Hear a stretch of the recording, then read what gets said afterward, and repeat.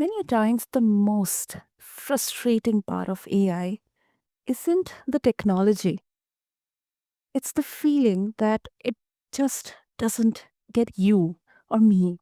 Like we sit here trying to create something meaningful or innovative, something new, yet the output feels absolutely flat, robotic, lifeless, just straight up irrelevant. And honestly, yeah, I hear you. It can make you wonder if you are the problem or if the machine just needs a better translator. But here's the twist: the way we speak to AI reflects the way we understand ourselves, our intentions, our emotions, our creativity, our clarity. I can say that AI mirrors us more than we could ever think or imagine. So when we shift the emotional energy behind our prompts, the output shifts too. Today, on this episode of the BizBlend podcast with your host Sana, we are exploring that sweet spot where emotion becomes a strategic tool, not a soft skill. And we have got someone who understands this dance better than the most listeners. A founder who has been in the trenches watching companies bleed time and money because they communicated, they talked to AI like it's just a TaskRabbit instead of a collaborator. And this conversation gets into that very nuance, the friction, the real human psychology behind powerful prompting. So let's get into it and listeners meet my incredible guest, Olga Topchaya. Olga, welcome to the show, and I'm really, really excited, pumped up for this conversation. Such an interesting topic. Thank you for having me. I'm so glad to be here. Oh my goodness. I mean, every word in the intro, it really, really felt like it has happened to me. I've sometimes really felt very like this, powerless, sometimes kind of demotivated that am I equipped to use AI to my best of the advantage? So, when we talk about technology, um, I don't think emotions find a place in there. So that's why I think this conversation is so, so interesting. It's much needed right now. And a lot of people, Olga, they feel like AI gives them this bland or generic responses, the same kind of language everywhere, the same kind of icons or the same kind of punctuations, the same style of writing, even when they think they are being very clear with the prompts or the instructions. So, how much does emotional language actually change the quality of an AI's creative output? And do you think that are we overestimating its impact? Oh, Big it changed question. Mhm. so much, so much. Mhm. So there is a strategy that's called the whisper prompt, and I wrote about this. It's on my LinkedIn. People are free to read about it. The strategy is called the whisper prompt. It was developed by two psychologists at the Nessie Institute, the New England Complex Science Systems Institute. Mhm. And uh, what it does is it opens up the working theory that these professors who developed it and I, we spoke, and the theory that we have about why it works, because they developed it but they don't know exactly why it works. Okay. The working theory on why it works is because when you give it a prompt that says do X, as opposed to using more emotional language, for example, whisper X. So, whisper to me, or explore, or invite this instead of plan this or strategize, right? Very analytical, as opposed to more emotional, more soft, more exploratory, right? When you use that kind of language, as opposed to language like do, analyze, tell, write, very, very, very, very concrete. Um, it opens up new connection patterns in the AI versus it relying solely on its training data. Mm. That is the working theory that we have. When I was speaking with the professors, brilliant professors, one professor is on the more um, technical side, and the other professor is a psychologist, and her background is in neurolinguistics programming. Mhm. Uh, anyone is familiar with neurolinguistics programming?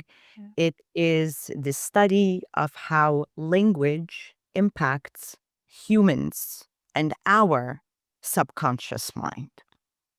Now, Mm. AI was built kind of in the man's image, right? Yeah. Based on, our cognitive architecture. Mhm. So if you think about it logically, it does make sense that if we are impacted by language, which we are, we will react, that is true, that we will react differently to different language usage, that AI will react differently to different language. Exactly. Yeah. And so when we use more emotional language, then it can open up these connections as opposed to relying on the training data. And the training data is what it typically will spit out to everyone, right? Because data that it's typically trained on Mm. is a combination of a lot of academic research, right? And think Mhm. about the kind of style that academic research is written in, the kind of tone and language that gets used in academic research. It's it's passive language. Humans, Mhm. we don't tend to react very well to passive language.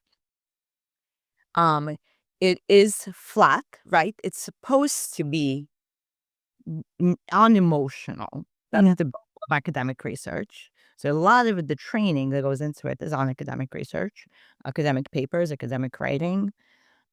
Um, and then other areas that it's trained on, depending on which AI you're using, Mm. um, uh, which one. So 4.0 has more, we've noticed, emotional in kind of responses in it, and Claude has more emotional responses in it because of the underlying training data. GPT-5 is much more analytical. Yeah. So we've noticed that the whisper strategy does not work well with GPT-5. It 55. works with it. It's okay. It still will get you better output, but it doesn't work as well as it with 4.0 and with Claude. So Mhm. that's the first thing. The second thing is that there's a strategy called role play. Mm. And what we've noted, there's role play, and then there's another one called meta role play. Meta role play is when you ask the AI to create the role for you, or meta prompting, right? When you ask the AI to create a prompt for you. And what we notice is that with role play, when you ask the AI to take on a certain role, the outputs become much, much richer because you're not having the AI be very general. You're having it be more focused on a certain type of output, behaving in a certain way. So it's very, very, their AI is incredibly sensitive to language, incredibly sensitive. And that's why I say if there's any skill that people need to learn, it's how to prompt properly. And it doesn't necessarily mean just being clear with your instructions. There's a lot of prompt strategies that go beyond just being clear with your instructions. That is mind blowing, Olga. Mind Yeah, blowing. it is. It is. Oh my goodness. I do get a sense of the fact that yes, with different platforms, tools like Claude, to some extent, maybe Grok also.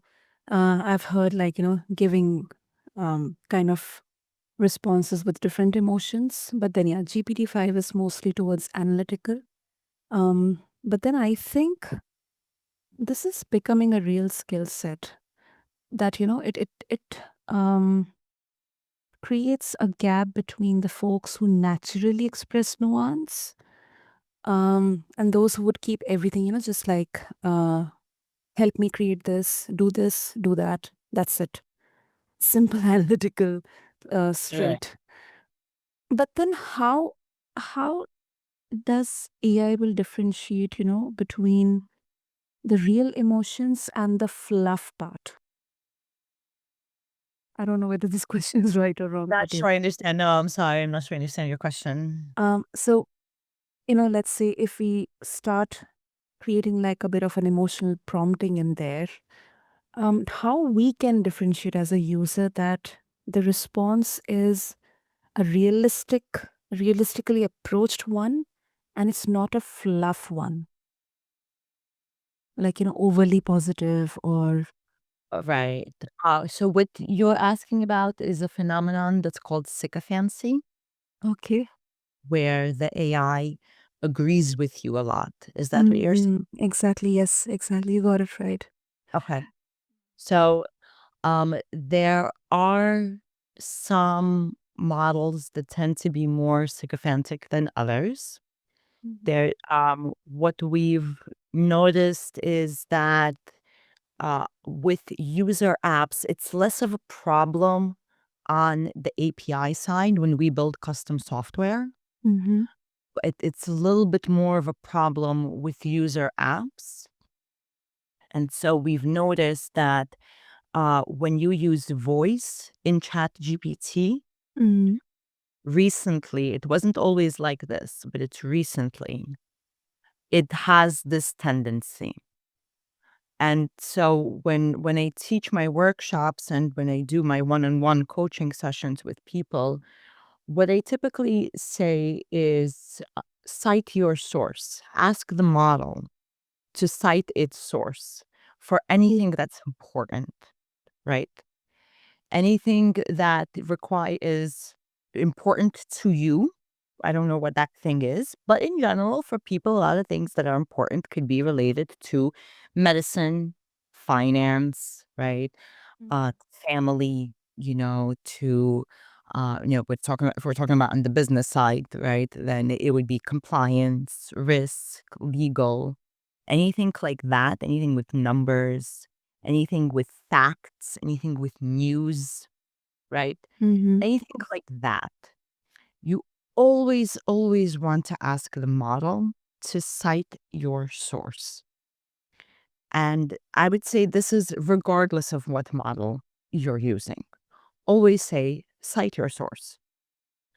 Some apps will do it automatically. So if you're using Okay. Perplexity, if you're using Perplexity for search, for example, then it will do it automatically. If you're using Gemini for deep research or Claude for deep research, it will do it automatically. But you always want to say cite the source because that's one way that you can get around it. Another thing you want to be on the lookout for is just, is it always agreeing with you? Right? Exactly.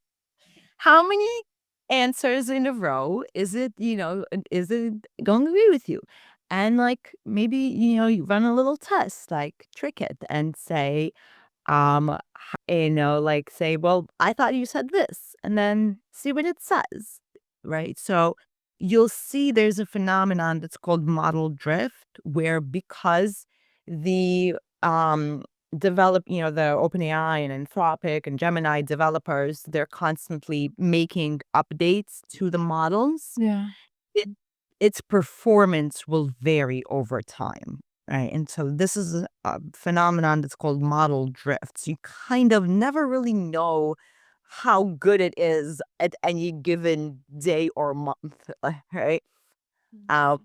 We're noticing right now that user apps are not performing nearly as well as developer APIs, right? Hmm. So that was not the case a year ago. A year ago, they were putting all of their money into user apps.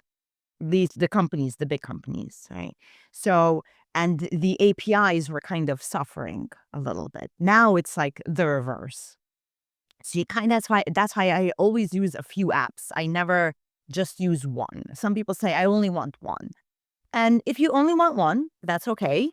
Pick one that you like, but just be prepared that you will experience changes in performance over time, you know. So it's something to just kind of keep in mind. It's a very well-known phenomenon. So if you notice that it's not doing as well as it was a month ago, it's a normal thing. It happens very frequently. You can, go try one of the other ones. There's free versions, right? There's paid versions. There's that are cheap, and then there's free versions. You Yeah. could try one of the other ones. Um, uh, I would recommend there's like v- apps out there where you can get all of the different models that some Yeah. people like very much. I think one is called Poe.com, and then there's something else. Some people really like that. So if you want one, you can try doing that. I personally like going direct because then I feel like I get the purest version and I have the most control over it. But again, I'm in the field, right? So Yeah. when I do my coaching and my training with people, I typically work with them to figure out what works best for their preference and their goal and their scenario, right? You kind of have to, there's a little bit of like playing around with it to see what you like best. That makes sense, Olga. Absolutely. And one more question that, that now comes to my mind. So let's say if AI is and I'm being very straightforward here, like essentially mimicking EQ or emotional intelligence, does that create a risk of people, leaning onto it too heavily for creative thinking? I think so, absolutely. Okay. And what we recommend is AI free Fridays or Okay. whatever cadence you choose, right? Okay. So, for core tasks, it doesn't have to be because, look, for some people, like creativity is not a part of their job, so they don't care, right? Mm-hmm. But for other people, it is a core part of their job. So what we recommend for people to do is if there is some core task that you have to do with some regular interval, don't use AI for that task. Let's say 1 day a week or 2 days a week or whatever you're comfortable with, right? Mm. Because you want to keep your own skills sharp. Yep. AI is supposed to help you improve your skills, but you still want to kind of keep your own skills sharp. And you can think about it like spell checker, right? Yep. If you're a grammar teacher, then maybe it's really important for you to know how to spell properly, right? Exactly. Yeah. That's core competency there. That's a core competency for you because you're an English teacher, you're a grammar teacher, right? So maybe you don't rely too heavily on it because you got to teach, depending on what level you're teaching, also, right? Yeah. But if you're most people are not English teachers, so for them it doesn't matter. They don't care. They'll continue using spell check and they will never learn in their life, how to um spell, but it doesn't matter for them. So it in today's world at least, right? It doesn't matter. So they don't care.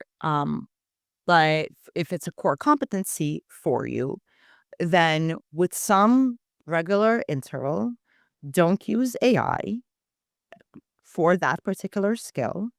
Just use your own skills, your own knowledge. And then you can go back to using AI. Absolutely. Absolutely. I 100% agree with this, because let's say if I need to write something which is within my core competency, I will still use AI just to, get a like a skeleton of, how I can make it structured, maybe a bit of strategize, use AI for help. But then um my insights or excuse me, the style, the feeling there, that that personality of that entire piece of writing, that will be unique to me, to my lived experiences, to my ability to think, or maybe imagine, or understand critically. So I think it absolutely makes sense what you said. Yeah, and with writing specifically, I would say AI is fantastic when Mm. you start as the creative source. Hmm. And the way I frequently will what I'll do, because it is also for me, I do a lot of writing and I do a lot of teaching, so I obviously it's a core competency for me as well. Mm-hmm. What I will frequently do is I will write in just like stream of consciousness, essentially, for style, Yeah. and just get all my thoughts out in whatever mess, doesn't matter. Yeah. And then I will ask AI to just make sense of it, to structure it. So kind of the reverse, right? I know I have a bunch of ideas and it's my style, it's my tone, and I will write that down. And then I can have AI take it and make sense of it. And you also have in Claude, there's a thing called styles. So there's a feature actually in Claude where you can give it your style and then it will write in your specific style. It's not foolproof. You have to do a little bit of tweaking with it. Yeah. It can get pretty close. You just have to give it the example. Um, but it's still regardless will work best when the ideas originate from you. Exactly. That's what work best when you are the creative source. And then it kind of shapes them and makes them organized and has, gives it flow and structure and every cleans up, the messes and everything else. Then that's when you can get like the best kind of content. Totally. Totally. And I think the next one is it's very very important question.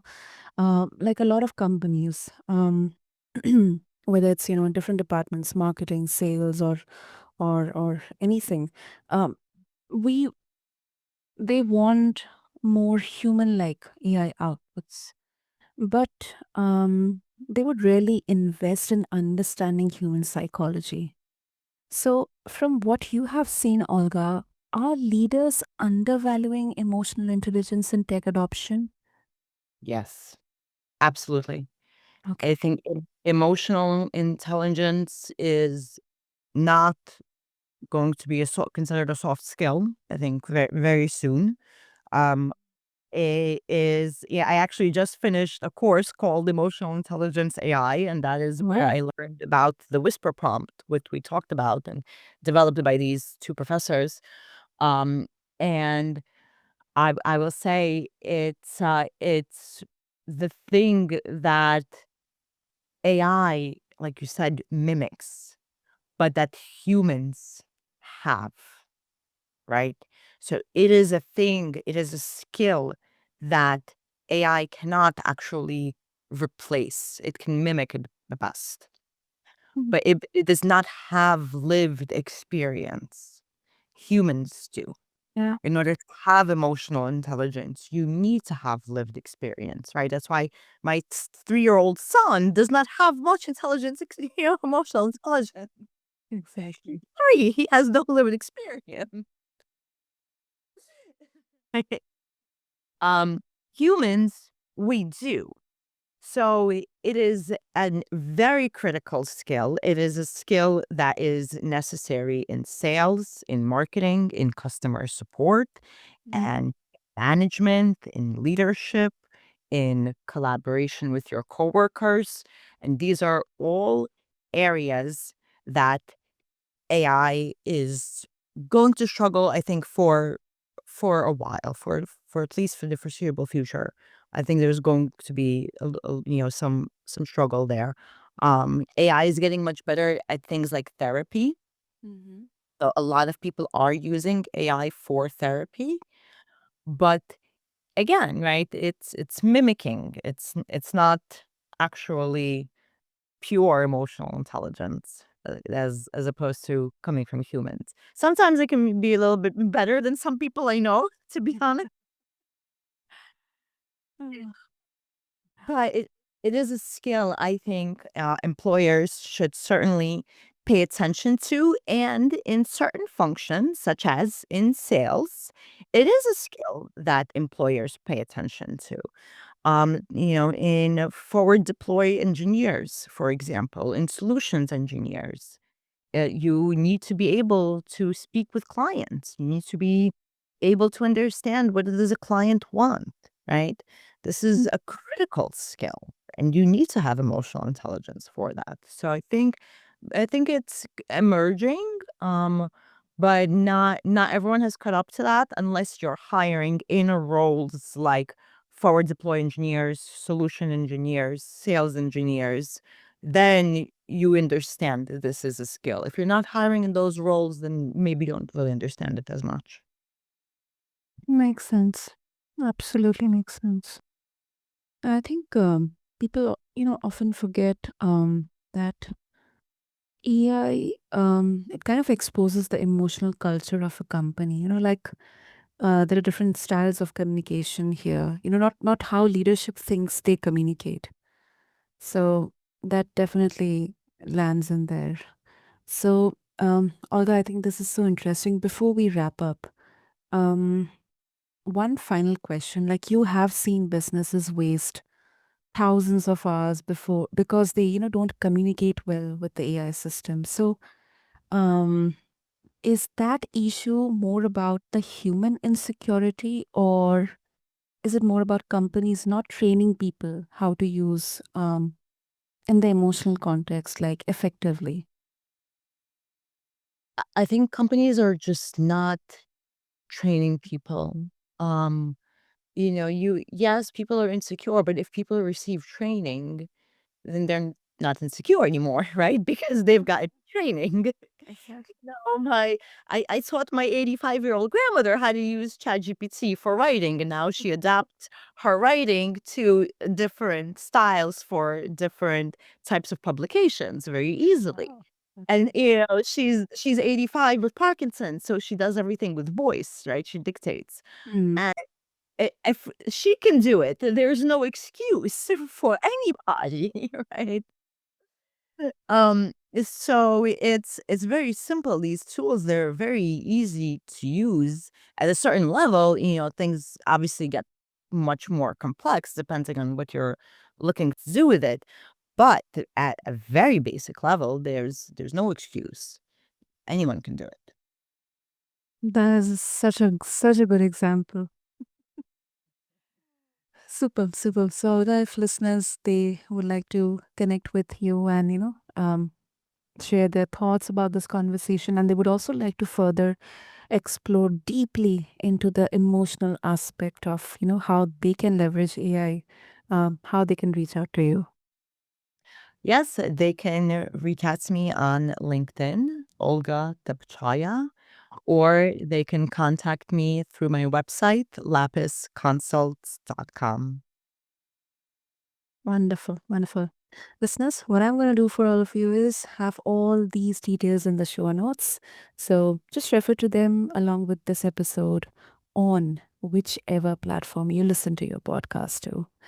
And I think at the end of the day, um, if I can say around emotional prompting, I think it isn't about making AI feel something, it's about helping us articulate what we are really reaching for. And I think more honest, more authentic, and more textured, more nuanced we get, the more the machine meets us there. So, Olga, thank you so much. This was such mind blowing. I personally learned a lot in such a short period of time. So, I'm very sure, there's lot to learn further. This is so vast. Absolutely. Absolutely. So very happy to help.